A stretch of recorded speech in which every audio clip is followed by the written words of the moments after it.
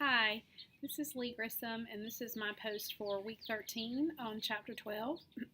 And my prompt was how would I feel as a person living with a disability? How would I feel about myself?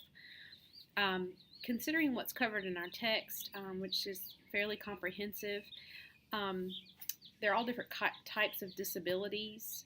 I guess the first one covered was adjusting to physical trauma.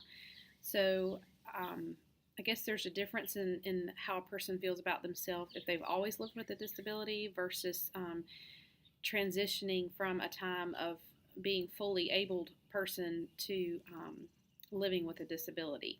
I'm sure that transition would include a time of shock and definitely some disbelief or denial of the fact that there is currently a disability that I would have to live with.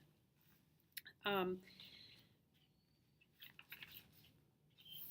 think what is probably common between all people that suffer with disabilities, actually all of us, even able-bodied people, often suffer with feelings of inferiority and negative stereotypes. It would be even more so for a person living with a disability, I would imagine.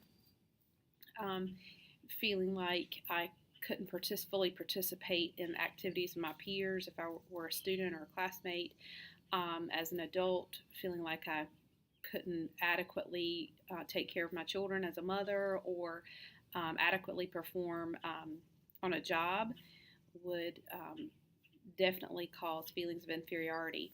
It's also important to note negative stereotypes and how other people's treatment of me would affect how I feel about myself. It takes a great deal of maturity, even in able-bodied people, to be able to overcome negative stereotypes or being treated unkindly or unfairly by other people. So those with disabilities obviously deal with all of these things on many different levels.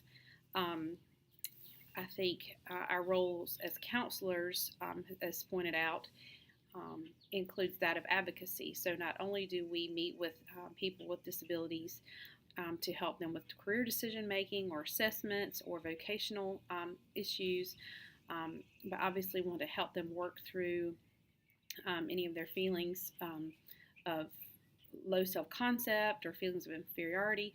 And then in addition to that, we work as advocates in school settings and in work settings to help grow the understanding of people in those environments of people with disabilities, to advocate for what is true for them, what they can do, what they are able to do, and that they are indeed a person that is obviously diverse from others, but very capable of contributing.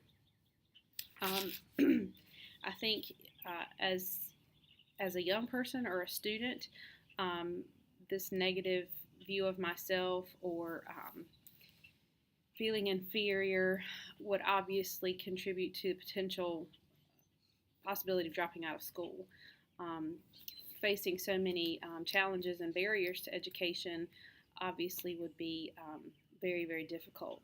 Without the proper support or proper assistance in overcoming those challenges and barriers, it would be an easy choice to just give up and to drop out of school.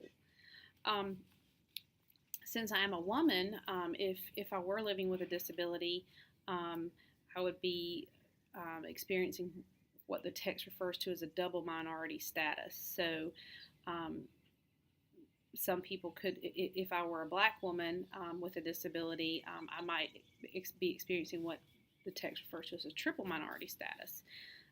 So it's important to consider as career counselors how all of these issues affect our clients, and being able to put ourselves in their shoes and think of how would I feel if I were living with these disabilities or this ethnic status or this gender stereotype, and dealing with stereotypes and prejudices on multiple levels just presents a unique challenge for people that do find themselves in a triple minority status or double minority status. So it's definitely some great questions to reflect on. considering if I myself were living with a disability and how I would feel.